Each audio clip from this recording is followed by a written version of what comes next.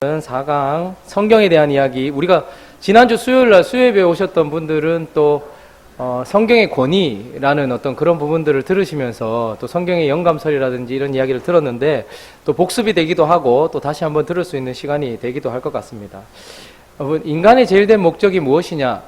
웨스터민스터 신앙 고백과 또 아이들을 가르치고 어른들을 가르치기 위해서 웨스터민스터 대요리 문답, 소요리 문답 이렇게 질문 형식으로 주고받으면서 양육 교재로 쓰였던 그 웨스터민스터 소요리 문답, 대요리 문답의 첫 번째 질문이 뭐냐면 인간의 제일 된 목적이 무엇이뇨입니다. 그러면 답은 무엇입니까? 잘 아시죠? 우리가 왜 이 땅에 지금 아직까지 천국도 안 가고 죽지도 않고 이 땅에 있는가? 그 이유는 무엇이라고 얘기한다고요, 성경이? 하나님을 영화롭게 하고 또 하나님을 영원토록 즐거워하기 위해서. 그래서 인간은 하나님을 누리기 위해서 지음받았다라고 이야기를 해요. 그런데 누리기만 하는 것이 아니라 또 하나님을 영화롭게 하는 것에도 우리의 목적이 있다라고 얘기합니다. 그러려면 중요한 것이 있습니다. 하나님을 영화롭게 하고 하나님을 누리려고 하면 알아야 되는 것이죠. 그러니까 알기 위해서. 그래서 웨스터민스터 신앙고백은 어떻게 흘러가냐면 이 질문 이후에 성경이라는 이야기로 나가요. 왜 우리에게 성경이 주어졌는가? 성경은 하나님을 영화롭게 하는 방법이 기록되어 있을 뿐만 아니라 또 성경에는 하나님을 누릴 수 있는 방법이 기록되어 있다는 것이죠. 그래서 성경은 사실 우리 인간의 목적을 이루기 위해서도 아주 필요하고 중요한 것입니다. 사람이 열정만 있으면, 마음만 있으면 오히려 더 힘들어요. 제가 예전에 5월이 되면 스승의 주일도 있고 어버이 주일도 있잖아요. 그러면 어버이 주일에 앙케이트 조사를 2016년 건가? 보니까 앙케이트 조사를 했는데 어버이 주일에 어버이들이 받기 싫어하는 선물 베스트 5. 그러니까 어버이 주일날 봤잖아요. 제일 받기 싫어하는 게 뭐냐? 네. 1위가 뭐였냐면 방금 답이 나왔는데 카네이션이래요. 2위가 뭐였을까요? 제일 어버이날 받기 싫은 선물. 네, 마음? 네, 많이 다르셨네요. 돈이래요, 돈. 네. 앙케이트 조사에 제일 어버이날 어버이들이 받기 싫어하는 선물 베스트 5 1위가, 제가 3위부터는 기억이 안 나는데 1위가 카네이션, 2위가 돈이었습니다. 돈을 주는 거. 그래서 저는 이 앙케이트 조사를 딱 보고 깜짝 놀랐어요. 왜냐하면 저는 보통 여러분 그렇게 안 합니까? 부모님 돌아가신 분들도 있겠지만 꽃 따라 드리고서 용돈 드리고 이거 하지 않습니까? 그래서 저는 내가 제일 싫어하는 2가지를 줬네? 이런 생각이 딱 드는 거예요. 예. 거기서 예. 할렐루야? 좋아하는 분들도 많겠죠. 근데 제가 그때 이런 생각이 드는 거예요. 우리는 받으시는 부모 입장에서는 생각도 안 해보고 그냥 우리 마음만 담아서 주면 다라고 생각하나 보다. 그러니까 대부분의 부모님들은 자기가 받고 싶은 걸 받은 게 아니고 자식이 주는 대로 받았던 거예요. 근데 우리가 나중에 또 그렇게 될 수도 있겠죠. 근데 육신의 부모님에게도 그렇게 하는 게 좀 그렇지만 우리가 하나님께 그런 경우가 상당히 많습니다. 받으시는 하나님이 뭘 기뻐하시는지 혹은 지금 받으시고 나서 이걸 기뻐하시는지 한 번도 생각해 보지 않고 그냥 우리는 우리 하고 싶은 대로 하나님께 해놓고 받지 않으면 삐지고 하나님 앞에 그렇게 살아가더라는 거죠. 그러니까 우리의 열정이 오히려 차라리 가만히 있으면 본전이라도 할 텐데 오히려 자꾸 은혜는 받았지 하나님께 뭘 자꾸 해드리고 싶지 하니까 오히려 지금 저희 집도 그렇거든요. 집에 쓰레기예요. 제가 볼 때는 저를 그렸다는데 그건 제가 아니에요. 아무리 봐도 지금 듣고 있나요? 저는 딸이 무서워요. 그거는 제가 아니에요. 그런데도 이걸 꼭 제가 갖고 있어야 된다는 거예요. 차에도 놔두고 엉망진창인데 제 편에서는 그냥 싹 버리면 좋을 건데 그걸 벽에도 붙여놓고 하죠. 근데 참 우리의 모습이 그래요. 하나님 앞에. 근데 그건 우리가 무지하기 때문인 것입니다. 무지는 빛으로 밝혀야 되는 것이죠. 그래서 성경이 우리에게는 정말로 필요합니다. 한평생 우리의 경험으로 하나님께 이렇게 해드리면 돼 라고 하는 신앙생활로 한국교회가 100년을 지켜왔어요. 그런데 지금 그 후손들, 지금 우리를 보면 하나님 앞에 참 부끄러운 모습들이 많단 말이죠. 그렇기 때문에 오늘은 성경을 우리에게 주신 목적에 대해서도 좀 알아보고, 성경이 참된 유일한 진리라는 것, 제가 지난 수요일 날 또 이야기했던 거기 때문에 좀 겹치는 부분들은 좀 빼가면서 그렇게 할 텐데, 성경이 오늘날 우리에게 전달된 방식이 있습니다. 성경의 저자는 누굽니까? 여러분, 성경은 누가 썼냐라고 물어보면 뭐라고 대답해야 됩니까? 예? 까리하네, 누가 썼지? 우리는 원저자, 하나님이라고 말씀을 드려야 돼요. 하나님이 쓰셨다라고 말씀하지만, 그런데 하나님이 누구를 통해서? 기록자들을 선택하셔서 그 기록자들을 통하여서 그 기록자가 쓴 원본이 있어요. 근데 원본은 마치 그 모세를 통하여 주신 십계명이 어딘지 모르는 것처럼, 그리고 모세의 그 무덤이 어디 있는 어딘지 모르는 것처럼 원본들은 지금 어딘지 거의 모릅니다.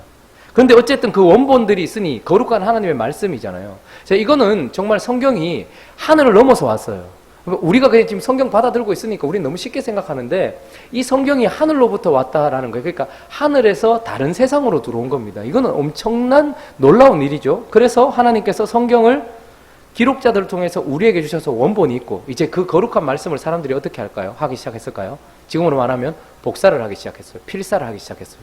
그래서 수많은 이제 필사본들이 있게 되었고, 그 필사본들을 우리가 가지고 있는 각 나라의 언어에 따라서 이제 어떻게 한 겁니까?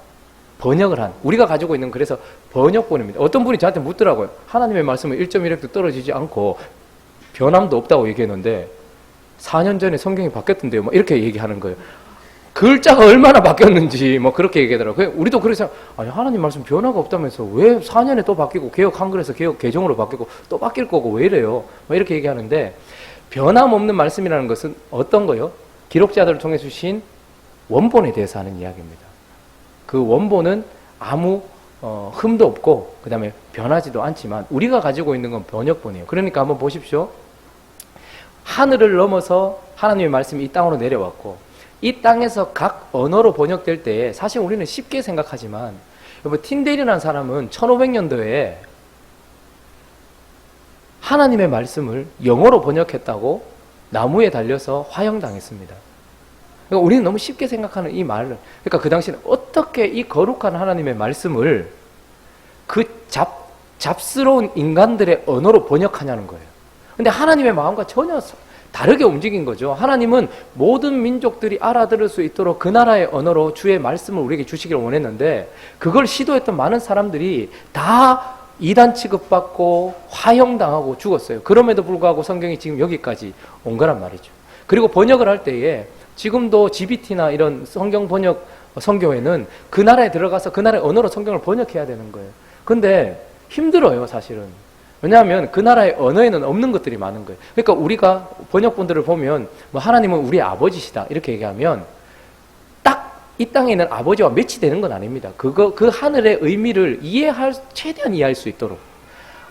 어떤 민족에 가서 선교사님이 이 성경을 번역을 하는데 너무 어려운 게 뭐였냐면, 하나님이 그의 아들의 피로 말미암아 우리를 용서하셨고, 그래서 하나님과 우리가 화목하게 되었다라는 이 화목이라는 단어가 없는 거예요. 그러니까 그 말로 번역을 해야 되는데, 하나님과 우리가 화목했다는 번역을 해야 되는데 성경 번역이 안 되는 거예요. 그런 단어들이 너무 많은 거예요. 아무리 찾아봐도 없는 거예요.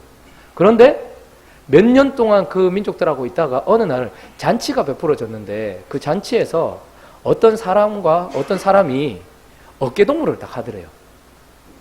근데 그때 사람들이 막 울더래요. 울면서 박수를 치고 막 그러더래요. 그 선교사님이 저분들이 어깨동무 했는데 왜 그렇게 우냐?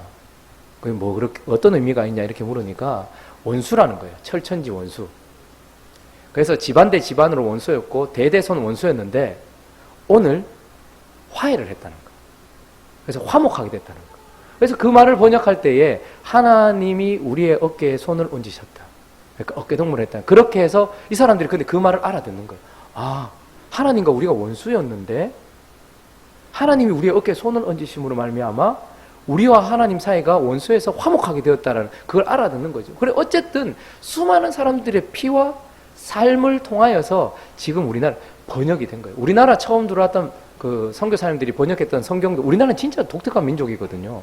복음이 들어와서 선교사가 들어오기 전에 벌써 번역된 성경이 있었던 민족이에요. 정말로 대단한 민족인 거예요. 하나님이 특별히 신경 쓰신 민족인데, 거기 보면 마가복음을 말맞자를 써가지고 나중에 마가한테 좀 죄송하지 싶어요.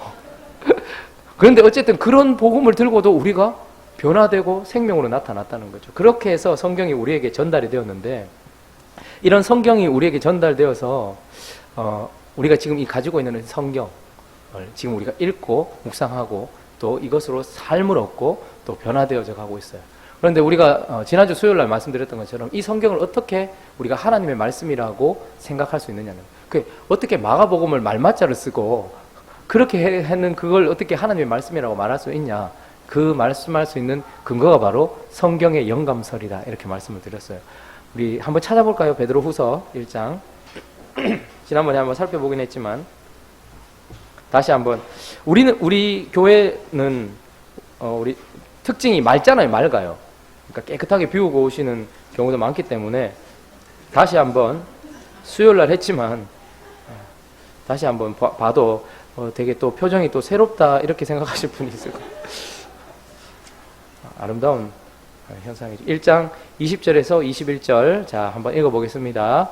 베드로후서 1장 20절에서 21절 시작. 먼저 알 것은 성경의 모든 예언은 사사로이 풀 것이 아니니 예언은 언제든지 사람의 뜻으로 낸 것이 아니요 오직 성령의 감동하심을 받은 사람들이 하나님께 받아야만.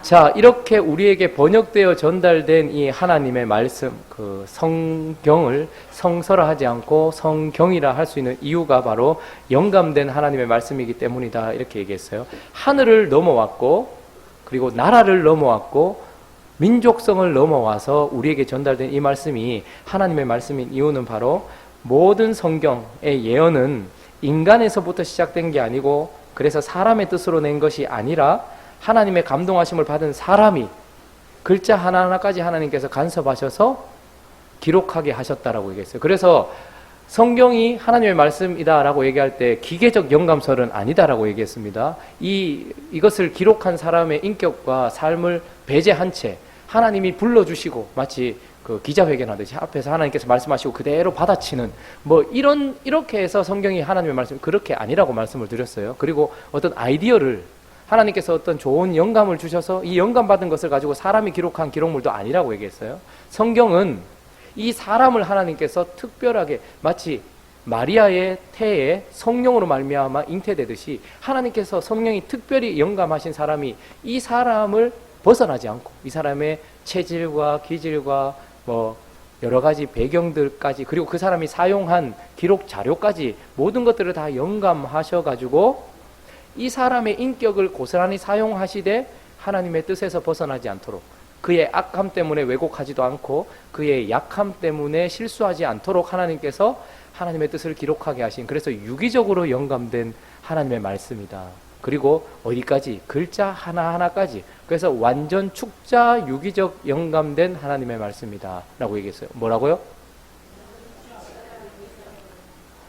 서로 좋아하는 단어만 얘기하지 마시고 축자 완전 축자 글자 하나하나까지 유기적으로 그 사람과 그 사람의 생각과 그 사람이 쓴 기록물까지도 영감된 하나님의 말씀, 완전 축자 유기적 영감된 글이기 때문에 이건 하나님의 말씀입니다, 이렇게 이야기를 하고 있고, 그렇기 때문에 성경의 특징이 있어요.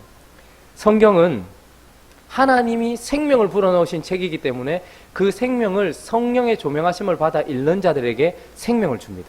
그러니까 세상에 유일한 생명을 주는 길이, 구원의 길이 있는 책이 바로 성경이고, 또 하나는 능력의 책이라고도 합니다. 사람이 진짜 잘 안 바뀌잖아요. 저희 집에 저하고 제 동생이 처음으로 교회를 나갔었는데, 동생이 불과 한 10년 전도 그렇게 얘기했던 것 같아요. 저한테, 형, 사람은 안 바뀐다, 이렇게 얘기하는 거예요. 그래서 야, 그러면 하나님 말씀 만대 읽고 만대 보고 예배는 만대 드리노? 천국 가야 바뀌나, 어쩔 수 없이 그냥 정신통일이지, 이런 식으로 이제 얘기를 했었어요. 그럴만한 게, 주변에 성경을 읽고 묵상하고 뭐 하지만 바뀌지 않는 사람이 워낙 많으니까. 그렇잖아요. 근데 우리가 변화라는 것을 속도로 생각할 때가 참 많아요. 그래서 가장 빨리 변화되는 곳이 아마 기업이나 이윤을 추구하는 어떤 단체일 겁니다. 그 다음에 좀 더 느리다. 와, 정말 느리게 변화된다 하는 곳이 어디냐면 관공서, 정부 이런 데입니다. 좀 느리게 변화가 되죠. 그것보다 더 느린 데가 어딜까요? 종교단체인 거예요. 종교단체. 거의 안 변한. 그런데 잘 보면 변했어요. 그러니까 변화가 없는 것이 아니라 변화가 늦을 뿐이겠죠. 그러니까 우리의 변화는 사실 이 땅에 사는 90년 정도, 100년 정도가 아니라 영원을 놓고 하는 거니까 지금 이 정도로 괜찮은 것 같아요. 어쨌든 성경은 사람을 반드시 바꾸게 되어 있습니다. 사람을 변화시키게 되어 있어요. 그리고 이 성경의 특징이라고 하면 성경은 아까도 말씀드렸던 것처럼 그 원본 하나님께 주신 말씀 그대로는 무오하다라고 해요. 오점이 하나도 없는 글인 거예요. 그리고 또 하나 성경은 명료합니다. 구원에 관해서 뭐 연대나 이런 것들은 아직까지 풀리지 않은 부분들이 있긴 하고 여러 가지 이견이 있을 수 있지만 그러나 구원에 관해서는 누구나 읽고 구원을 받을 수 있도록 명료하기 때문에 성경의 명료성을 얘기합니다. 그리고 또 하나는 또 성경의 특징은 성경의 필요성이라고 얘기하는데 그건 뭐냐면 오직 성경만이 우리가 구원받고 또 구원받은 자가 살아갈 때에 필요한 만큼 뭔가를 줄 수 있는 오직 그것만이 성경만이 필요하다는 거예요. 그래서 성경 말고는 우리가 구원받을 길도 없고 구원받은 사람이 구원받은 대로 살아갈 수도 없기 때문에 성경의 필요성을 얘기하고 또 하나는 성경의 충족성을 얘기해요. 그건 필요한 모든 것들이 성경을 통해서 다 주어진다는 거예요. 구원에 필요한 대로 주어지고 구원받은 사람이 구원받은 대로 살아갈 수 있도록 주어지는 거죠. 그래서 성경의 충족성. 그래서 성경은 무오한 하나님의 말씀이요. 성경은 구원에 관해서는 명확한 명료한 하나님의 말씀이며 성경은 영적인 삶에 있어서 꼭 필요한 필요성을 가지고 있고 그 모든 것들을 채워주는 충족성을 가지고 있다. 이렇게 이야기하는 거예요. 그게 성경의 특징인 것입니다. 자, 그러면 우리가 성경을 보통 어떻게 나눌까요? 네, 구약과 신약. 뭔가 차이가 있으니까 그렇게 나누겠죠. 그래서 성경은 몇 권입니까? 라고 얘기하면 66권인데 우리는 그러니까 예전에는 성경이 엄청 많았겠죠. 그냥 뭐 파피루스 이런 데다가 기록을 해놓으니까 두루마리처럼 이렇게 돼 있으니까 이걸 가지고 있는 것만 해도 아주 희귀한 것이고 또 이걸 전체 가지고 있다는 것은 엄청난 거예요. 그죠? 근데 어쨌든 이 성경은 딱 나누려고 하면 내용상으로 나눈다면 아마 창세기 1장부터 3장까지 끊고 그 다음에 4장부터 요한계시록까지 하면 될 거예요. 왜냐하면 창세기 1장부터는 하나님이 처음 시작하신 이야기들이 나오죠. 그리고 타락한 이야기까지 나와요. 거기까지 해서 끝난다면 모든 것들이 절망으로 끝났겠지만 3장 이후부터는 이제 그 타락하고 하나님을 떠난 인생을 구원하시기 위한 하나님의 언약의 성취를 쭉 그려나가고 있는 것이 이제 성경이죠. 그래서 어떻게 보면 성경은 창세기 1장부터 3장까지 한 권 이렇게 생각하면 되고 한 내용이라고 생각하면 되고 4장부터 요한계시록까지 이렇게 생각하면 되겠지만 우리는 이것을 신약과 구약으로 나눕니다. 그러면 구약과 신약으로 나누는 이유는 무엇이며 그 내용이 다르기 때문에 그렇겠죠. 구약은 뭘 다루는 겁니까? 무슨 구자일까요? 아홉구 아닙니다. 옛구. 약자는 예. 약속할 때 약자. 그러니까 옛 약속이라는 말이에요. 그러니까 구약은 옛날 약속을 얘기하는데 옛날 약속이라고 하는 이유는 이미 성취되었기 때문에 그런 것이죠. 그래서 창세기는 성경은 창세기 12장부터 시작하지 않아요. 그러니까 이스라엘 백성들에게 있어서 우리나라의 최고 조상은 누구냐 하면 뭐 당군 왕검 이렇게 시작하잖아요. 근데 이스라엘 백성들의 제일 조상은 누굽니까? 아브라함이에요. 근데 하나님은 12장부터 시작하지 않습니다. 왜냐하면 하나님은 유대인들만의 하나님이 아니라 아담의 하나님인 거예요. 그 인류의 시조인 것이죠. 그래서 창세기 1장으로 거슬러 올라가면 모든 것의 시작, 우주의 시작, 창조의 시작, 인간의 시작, 문화의 시작 이런 것들이 쭉 나와요. 그리고 난 이후에 죄를 범한 인간의 이야기가 나오고 그 죄를 범한 인간을 구원하시겠다고 약속하신 하나님의 약속을 어떻게 이루어가는가부터 쭉 이야기를 나오면서 구원에 관련된 이야기를 해서 구약 성경에는 너희를 어떻게 구원할 것인가에 대한 이야기가 나와요. 그래서 너희를 구원할 텐데 메시아를 보내주겠다. 너희를 구원할 구원자를 보내주는 방식으로 구원을 할 것이다. 그리고 또 그 구원자는 어떤 방식으로 우리를 구원하는가를 알려주기 위하여서 하나님은 끊임없이 여러 가지 상황들과 역사들을 통해서 유월절 어린 양에 대해서 이야기를 하고 제사, 7가지 제사, 5가지 오제사, 7절기를 통해서 우리에게 이야기를 하시기도 하면서 구원에 대한 이야기, 그리고 이제 구원자가 올 것이라는 이야기, 그리고 그 구원자가 어떻게 해서 우리를 구원할 것인가에 대한 이야기, 그래서 피 흘림에 대한 이야기를 계속해서 이야기를 해주고 있고, 그리고 그 피 흘림을 통해서 우리를 구원하시는 하나님이 그 구원자는 어떤 모습으로 올 것인지 여러분 한번 생각해 보세요. 자기가 지금도 우리나라에만 해도 예수가 40명이 넘어요. 자기가 예수라고 말하는 사람. 하나님도 17분인가 계셨는데 2분인가 돌아가셔가지고 지금 그러니까 스스로가 자기가 하나님이라고 얘기하는 사람들, 메시아라고 얘기하는 사람들이 엄청나게 많이 있단 말이죠. 자, 그렇기 때문에 헷갈리지 않도록 하나님은 명확하게 구약 성경에는 보내줄 약속된 메시아가 어떤 모습으로 올 것인가도 구약성에 계속해서 기록되어 있어요. 그래서 그가 베들레헴에서 태어날 것이라는 것, 그리고 그가 어떤 모습으로 나올 것이라는 것, 그리고 어떤 사역을 할 것이라는 것, 그리고 어떤 죽음을 맞이할 것이라는 것, 그리고 그가 썩음을 당하지 않을 것이고 부활하실 것이라는 것이 구약 성경 내내 기록이 되어 있고 구원에 대해서 나와 있다는 거죠. 그래서 구약 성경은 시작과 구원, 그리고 구원자에 대한 것, 이런 것들이 나와 있어요. 그래서 우리가 노아의 방주 사건도 읽으면서 이건 심판의 이야기가 아니고 구원의 이야기입니다. 노아 방주를 통해서 심판하신 것이 아니고 이미 우리는 다 심판 받았잖아요.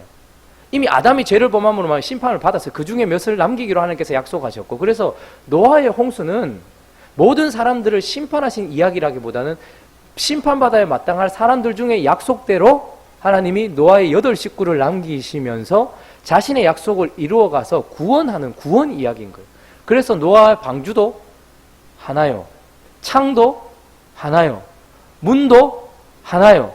그리고 그 노아의 방주에는 노아 키가 없습니다. 우리에게 달려있는 것이 아니라 하나님께 달려있다라는 것을 보여주는 것이죠. 그리고 그 문은 하나님이 여시고 하나님이 닫으셨고, 그리고 그 문을 다시 열실 분도 누구라고요? 하나님이라고. 그러니까 구원은 하나다라는 것이죠. 그래서 여리고성 전투를 통해서 그 기생 라합도 빨간 줄을 달아내려서 피를 상징하는 그것을 통하여서 이 집에 있는 사람들은 살려주는 이야기, 이게 전부 다 구원 이야기인 거예요.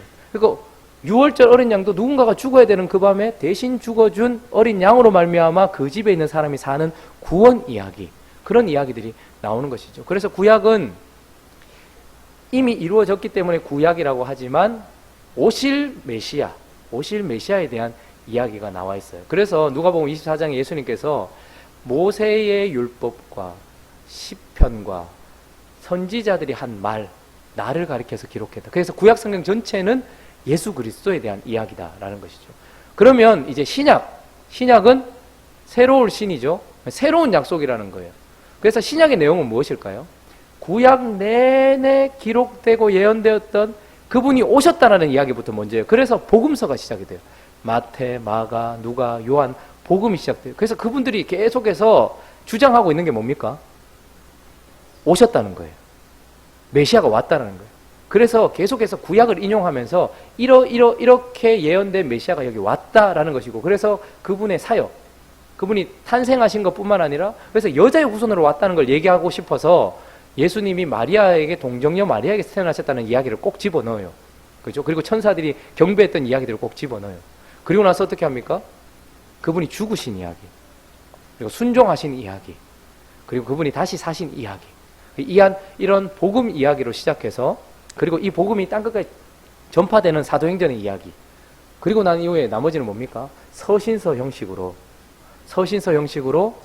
하나님의 백성으로서 이 땅에 구원받아 남아있는 사람들이 어떻게 살아야 되는가에 대한 이야기. 여러분, 편지만큼 인격적인 게 없잖아요. 편지에 딱 처음에 to 사랑하는 에게, 그리고 뭐 마지막 딱 PS 뭐 보고 싶어 뭐 이렇게 하잖아요. 그러니까 하나님이 자신이 사랑하는 자신의 백성들을 남겨둔 이 땅에 마음을 두고 계실 뿐만 아니라 그들을 향하여서, 그래서 모든 서신서는 교회를 향해서 썼어요.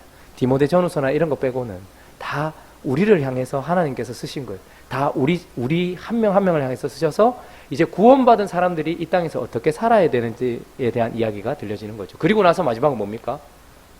다시 오실 것이라는 약속이 있는 거죠. 근데 거기에는 이전에 처음 우리를 구원하기 위해서 어린 양으로 오셨던 모습으로 오지 않고 그분은 이제 사자처럼 오실 것이다. 천사가 나팔을 불고 번개같이 임하여서 심판주로 오실 것이다 라는 약속이 기록되어 있는 거예요. 그래서 구약과 신약은 이런 내용으로 좀 나눠져 있습니다. 자, 그러면 이런 성경을 우리에게 주신 목적이 있겠죠. 주신 목적. 성경을 우리에게 주신 목적은 크게 두 가지로 나눠볼 수 있어요. 하나는 살리시려고 주신 거예요. 어떤 책에도 구원받는 길, 그리고 그것을 실행할 수 있는 힘이 없어요. 그런데 성경을 우리에게 주신 목적은 구원의 길이 무엇인지를 알게 하실 뿐만 아니라 그 길을 걸어갈 수 있도록 믿음도 주시는 거예요. 그래서 우리는 예수를 선생님이라고만 하지 않아요. 예수님을 구주라고 얘기합니다. 그러니까 방향만 가르쳐 주는 게 아니에요. 선생은 방향을 어떻게 해야 될지를 가르쳐 주는 것이 먼저 태어나서, 그리고 먼저 경험하여서 이게 옳다 그르다라는 걸 가르쳐 주지만 그 옳은 것을 갈 수 있는 힘을 주지는 못해요. 그러나 예수 그리스도와 성경은 옳은 것을 가르쳐 줄 뿐만 아니라 그곳을 향해 갈 수 있는 생명도 주는 거예요. 그래서 성경 우리에게 주신 목적은 딱 하나예요. 생명을 얻어서 구원받도록 하기 위해서 주셨고, 또 하나는 이제 생명을 얻은 자가 이 땅에서 살아갈 수 있도록, 생명을 얻은 자는 이 땅에서 그리스도인답게 살아가야 되지 않습니까? 그래서 그렇게 살 수 있도록 성도들의 삶을 교훈하고 또 지침이 되는 거예요. 그래서 모든 성경은 하나님의 감동으로 된 것으로 교훈과, 그래서 우리는 계속해서 교훈을 받아야 됩니다. 그리고 책망과. 여러분, 보통 교회에서 11시에 대예배 드려지는 시간이 많아요. 아마 우리나라에 있는 대부분의 교회에서 대표기도 하시는 장로님들이나 집사님들이 기도할 때 뭐냐면, 하나님 아버지 감사합니다 하고 나서 꼭 나온 게 뭐냐면, 우리가 하나님의 말씀과 또 하나님의 뜻대로 살아야 함에도 불구하고 한 주간 주를 보지도 못하고 주님께 상관없는 삶을 살았음을 용서하여 주시고, 이 부분이 되게 계속 나와요. 우리 그렇게 살거든요. 그럼 어떻게 해야 될까요? 책망을 받아야 돼요. 사실은 하나님께서 끊임없이 우리가 바르게 살지 못한 것에 대해서 책망하고, 그리고 어떻게 할까요? 설교를 통해서, 말씀을 통해서 뭐가 바른지를 이제 알아가는 거예요. 근데 성경은 정말로 그런 능력이 있어서, 제가 어떤 최 집사님하고 얘기하면서도 최 집사님이, 제가 집사님 많이 변하셨어요. 그러니까 와 진짜 많이 바뀌었습니다 그런 거. 그 옛날 이야기를 하시더라고요. 그때 만났으면 참 안 좋을 뻔했어요. 지금은 은혜인 거죠. 진짜 많이 바뀌셨다. 교훈받고 책망받고, 그리고 어떻게 되었을까요? 바르게 함을 받은 것이죠. 근데 사실 사람을 바르게 한다는 건 고통이 따르는 겁니다. 제가 이전 교회에 있을 때, 이제 제 보직이 그렇다 보니까 담임 목사님하고 가까이 있거든요. 그러면 이제 담임 목사님한테 좋은 게 많이 가잖아요. 그럼 다 저를 거쳐야 돼요. 그럼 제가 이제 뭐가 가는지를 대강 보잖아요. 요건 좀 고급스러운 건데, 뭐 이런 거 있잖아요. 근데 이제 목사님이 그때 갑자기 저를 부르시는 거예요. 그러면서 구두를 하나 딱 보여주시는데 새 거예요. 딱 봐도 이건 고급스러워 보이더라고. 한 땀 한 땀 장인의 손길이 들어간 것 같은 약간 그런 느낌이 들었는데, 되게 저한테 미안해 하시면서, 목사님 이거 목사님 한번 신어볼래요? 그러더라고요. 그래서 딱 신었어요. 딱 맞았을까요? 좀 컸을까요? 예? 컸지. 커도 딱 맞습니다 해야 돼요. 그때는 무조건 일단 바꿔봐야 되거든요.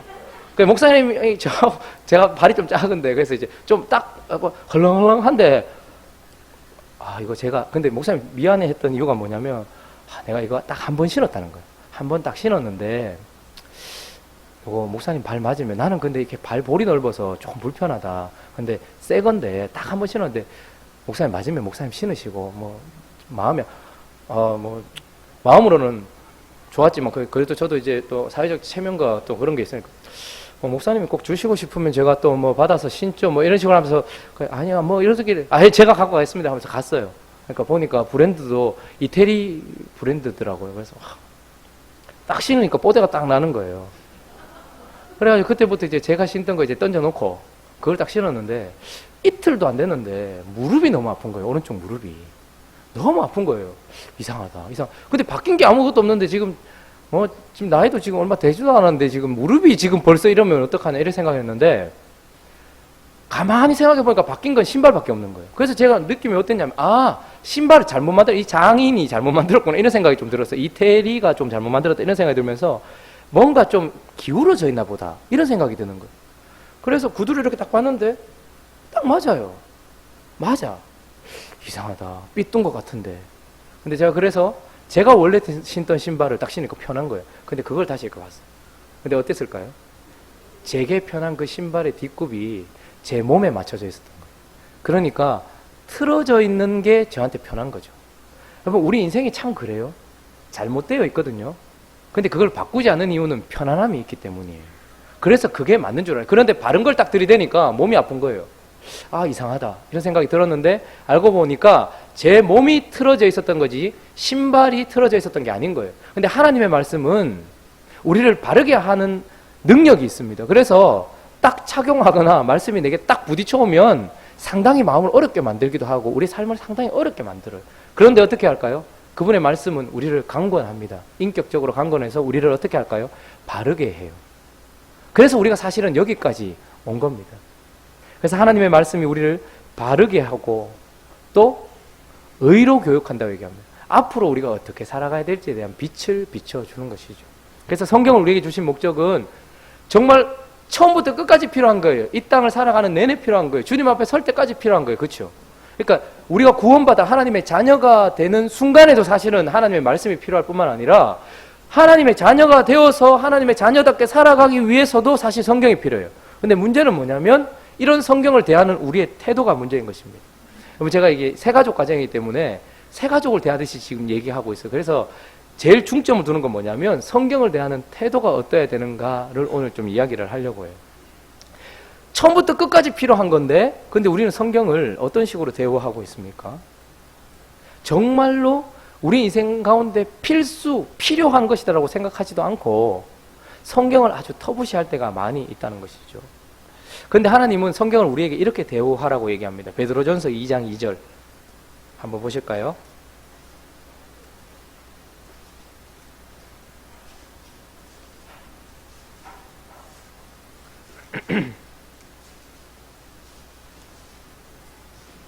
자, 2장 2절 시작.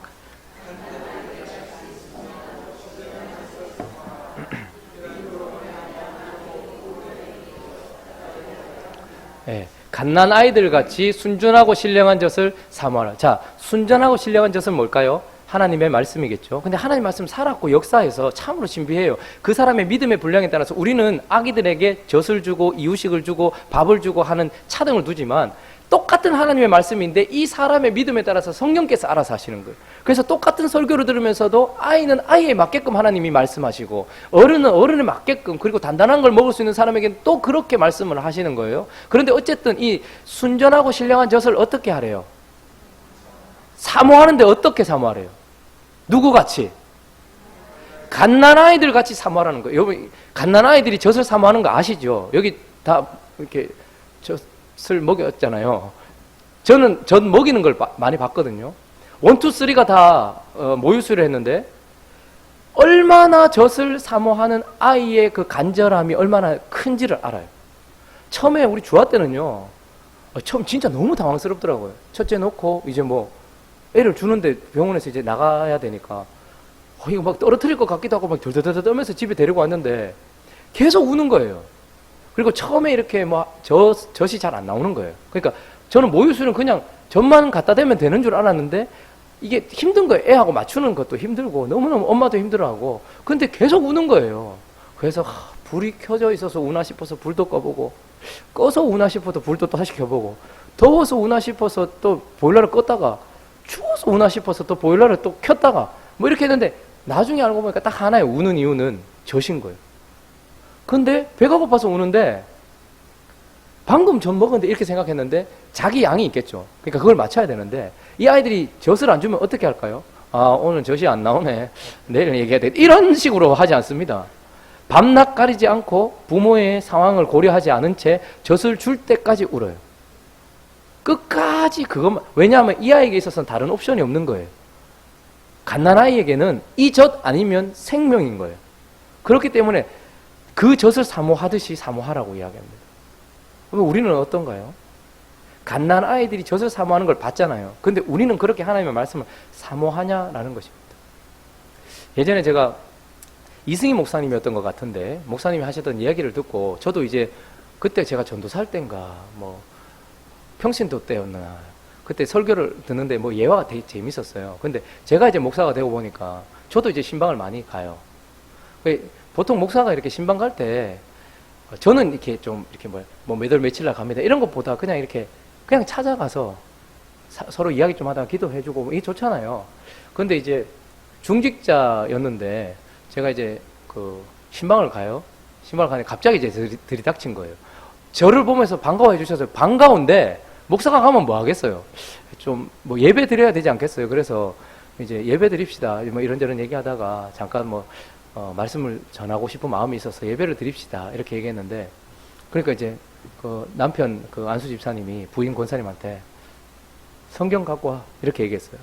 그냥 한참 이야기하고 있는데 안 오시는 거예요. 그러니까 저쪽에서 권사님이 막 안절부절하고 해서 또 보니까 성경이 지금 어딘지 모르는 것 같아.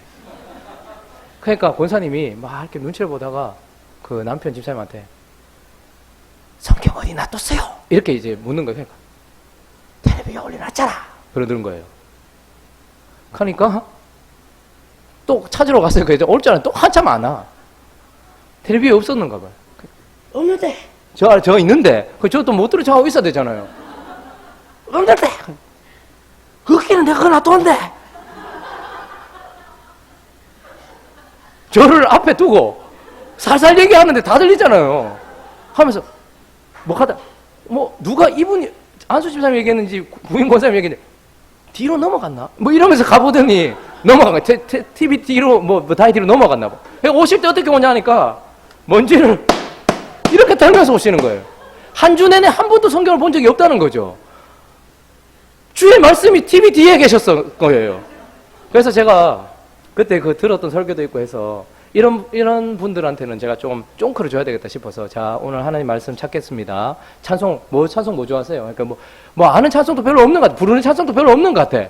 그래서 제가 좋아하는 찬송 하겠습니다. 370장 찬송하고 나서 자 하나님 말씀 찾겠습니다. 유다서 이렇게 얘기했어요. 유다서는 한 장밖에 없기 때문에 여기에도 안 나온단 말이에요. 그런 본문을 얘기하는 거예요. 그래서 자, 오늘 유다서 1장 이렇게 얘기하니까 이제 찾는 거예요. 못 찾아. 근데 한참 동안 찾는 척 하는 거예요. 시간이 너무 많이 갔거든. 그러니까 어떻게 하는지 아세요? 찾은 척 해. 이럴 때는 어떻게 해야 되죠? 교독하겠습니다. 한 절씩. 그러면 또 막 갑자기. 제가 딱 보면 페이지 어느 정도에 지금 펴고 있는가 보면 지금 맞게 펴는지 알잖아요. 이게 유다서가 구약인지 신약인지도 모르는 거예요. 막 그러다 막 찾은 척 해요. 막 하다가 이제 제가 딱 하면 막 또 이제 찾아요. 그러다가 제가 몇 페이지 이렇게 얘기해주면 이렇게 딱 해요. 여러분 이거 우스갯소리지만 우리가 보통 중직자가 되려고 하면 최소한 20-30년 이상은 교회를 다녔겠죠.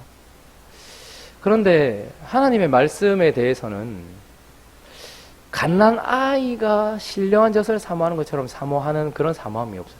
저 정도가 아니더라도 그래도 사랑하는 마음이라도 있어야 되는데 근데 제가 저번에도 말씀드렸던 것처럼 우리가 성경을 대하는 태도는 고스란히 예수 그리스도를 우리 인생 가운데 생각하고 있는 비중과 별반 다르지 않습니다. 그런데 그분은 언제나 TV 뒤에 먼지와 함께 계시거나 일주일 내내 덮여 있거나 그나마도 요즘에는 이런 것들이 있어서 성경을 찾을 일이 별로 없네요. 펼쳐볼 일이 별로 없는 거예요. 근데 하나님은 우리에게 뭐라고 얘기하십니까? 이 말씀이 우리에게 오기까지 수많은 사람들의 피가 있었어요. 예수 그리스도는 자신이 가장 사랑하는 선지자들과 그리고 수많은 성경 번역자들과 선교사들을 통해서 이 말씀을 우리에게 주신 거거든요. 우리나라에 복음이 들어올 때도 마찬가지예요. 사실 토마스 선교사보다 이전에 기록에 보니까 저도 깜짝 놀랐는데 우리나라에 단기 선교로 오셨던 분들이 있더라고요. 토마스 선교사님이 오기 전부터. 그러니까 그분들에게 있어서 단기 선교, 배 타고 오는 데만 해도 배만 한 달 넘게 타야 되는 거예요. 그렇게 우리나라에 들어오셨다가 나갔던 분들도 있더라고요. 그렇게 해서 토마스 선교사는 복음에 예수의 옛자도 못 꺼내보고 성경 들고 있다가 목배임을 당했습니다.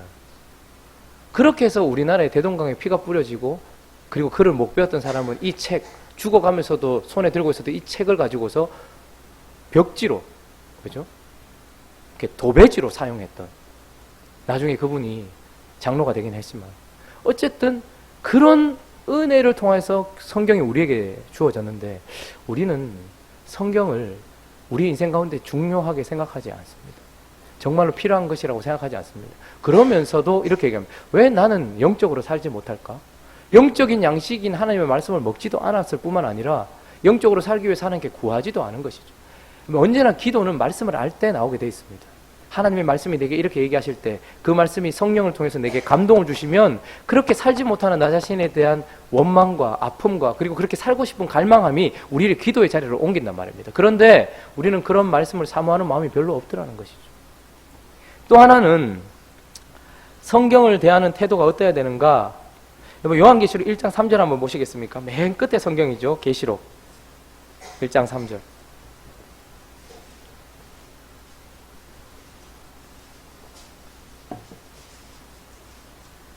399페이지 제가 가진 성경은요. 자, 한번 읽어볼까요? 자, 시작. 이 예언의 말씀을 읽는 자와 듣는 자와 그 가운데에 기록한 것을 지키는 자는 복이 있나니 때가 가까워.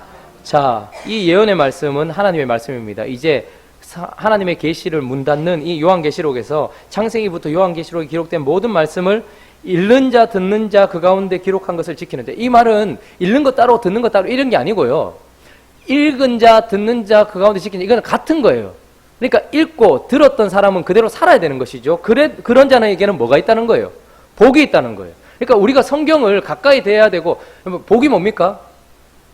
복은 하나님을 가까이 함이 복인 것이에요. 그런데 우리가 하나님 나라를 위해서는 고사하고 우리 스스로가 복된 삶을 우리나라 얼마나 복을 좋아해요. 복된 삶을 살기 위해서라도 뭐가 필요하다는 거예요? 성경이 필요하다는 거예요. 우리나라가 얼마나 복을 가는 거야. 여러분, 제가 그 결혼할 때 보니까요, 장모님하고 아내하고 이제 서문시장인가 가서 이렇게 혼수한다고 제가 따라다녔는데 보니까 온 전신에 복이, 숟가락 동그라미에 복, 젓가락 끝에 복, 베개 양옆에 복, 이불 앞에 복, 옷 옆에 여기도 복. 그러니까 우리나라가 이렇게 복 이렇게 하는 이유는 그만큼 우리나라가 복이 없다는 거예요. 복이 필요한데 복이 없다는 거예요. 그래서 어떻게든지 복이 좀 들어오게 하려고 복 하는데, 그런데 성도들도 복을 구합니다. 그런데 복을 받는 비결이 따로 있는 것이 아니고 하나님의 말씀인 성경을 읽고 듣고 그 가운데 기록된 대로 지키는 자에게는 복이 있대요. 그러면 자연스럽게 복이 올 텐데 우리는 우리 자신을 위해서라도 성경을 봐야 됨에도 불구하고 성경을 그렇게 대하지 않더라는 것이죠. 여러분, 비밀리에 성경을 읽어주는 라디오가 있어요. 어디에다, 북한에다가. 왜냐하면 북한은 성경을 가지고 있다가 죽임을 당할 수 있으니까. 뭐 여러 이야기가 있어서 어느 게 사실인지 사실 아닌 것들도 많이 있는데, 근데 어쨌든 지하 성도들이 아주 많다라고 얘기를 하잖아요. 북한의 지하 성도들이. 근데 이제 그들은 성경이 없으니까 그냥 그 라디오 프로는 뭐래? 그냥 계속 성경을 읽어주는 거예요. 그런데 이 전파를 보내서 북한의 성도들이 듣고는 있는지, 몇 명이나 듣는지, 이거 전혀 몰라요. 그냥 계속해서 믿음으로 그냥 보내고 있었는데, 어느 날 편지가 온 거예요. 저희들은 그 방송을 듣고 있는 북한 성도들입니다. 막 전율이 온다는 거. 아, 우리가 헛짓한 게 아니구나. 우리의 방송을 듣고 있는 사람이 있고. 그런데 몇 가지 부탁을 드리려고 편지를 썼습니다. 첫째는 조금만 천천히 읽어달라는 거. 왜냐하면 받아 적고 있다는 거.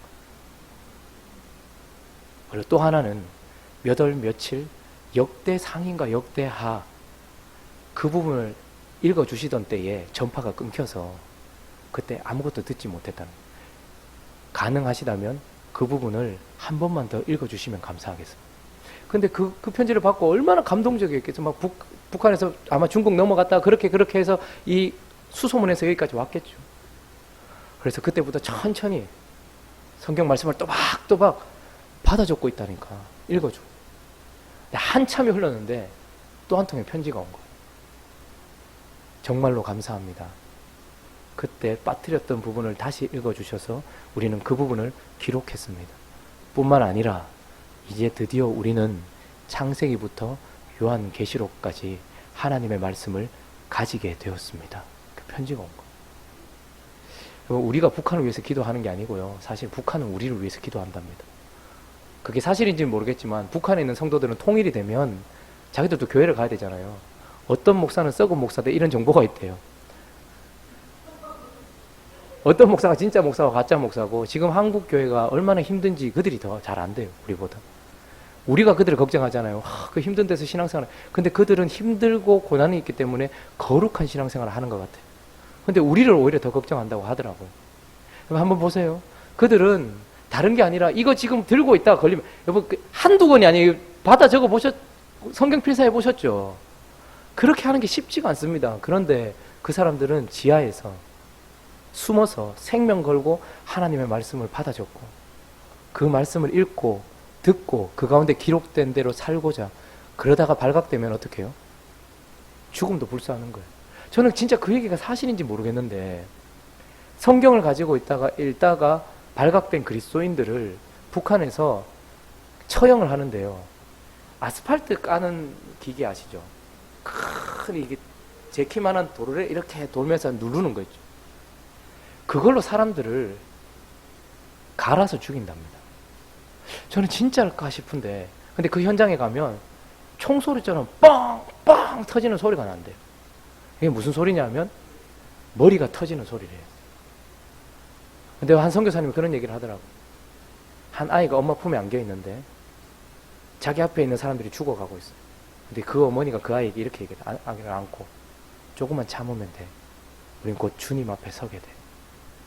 조금만 참자, 아기야. 그래서 둘이 안고 그렇게 죽음을 맞이했다라는 거예요.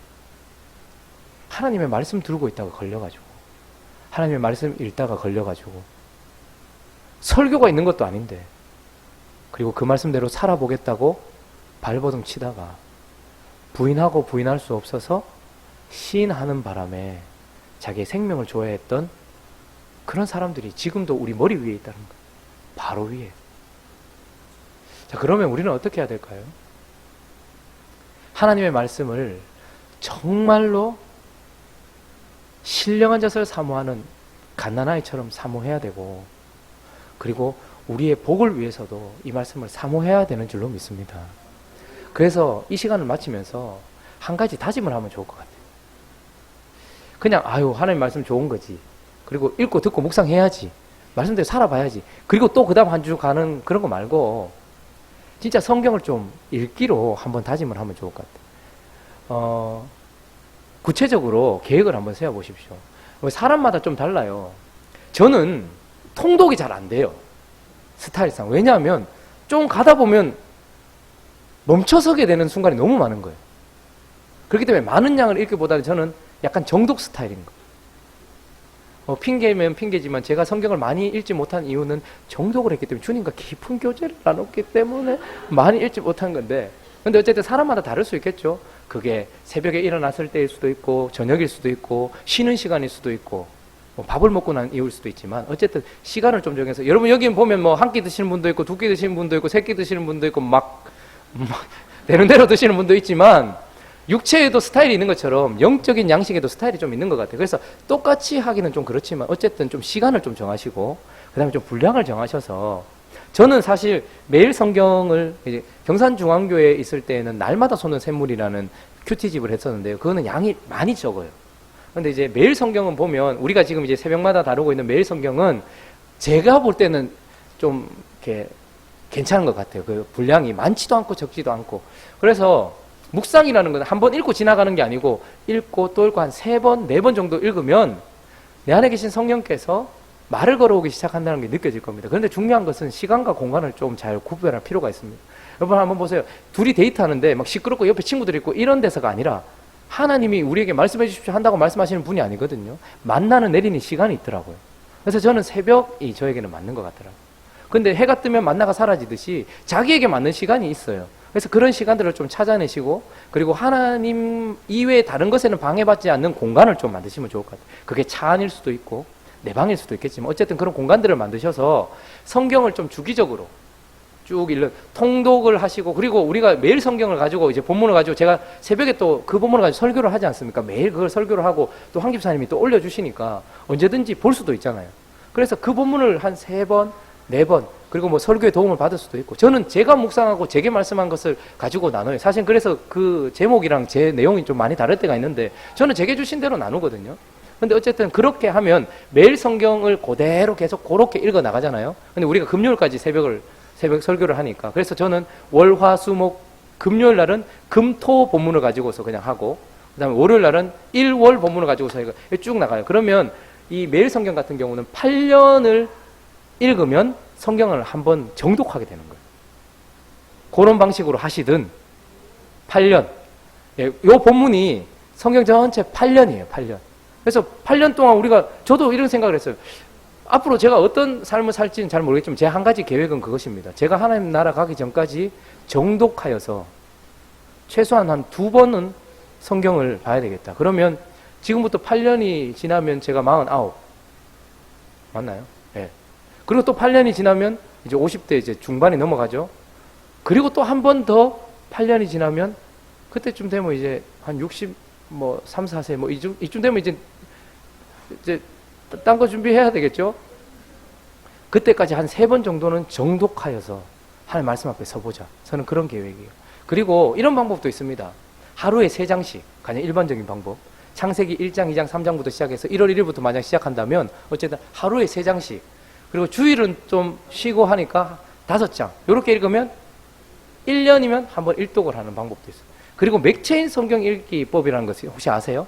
맥체인이라는 목사님께서 자기 교회 성도들이 성경을 너무 안 읽으니까 성경을 좀 읽게 하려고 만든 성경 읽기법인데요. 요거는 하루에 4장을 읽어요. 하루에 4장을 읽으면 1년에 구약 성경 1번, 그리고 시편과 신약 성경을 2번 읽을 수 있는 방식이에요. 그 순서대로 따라가면, 그래서 하루에 4장을 읽는데 이 신학적인 의미가 좀 있어요. 그러니까 1월 1일 처음 읽을 때 창세기, 모든 것의 시작이죠. 그죠? 그리고 에스라, 바벨론 포로로 돌아와서 새로운 시작.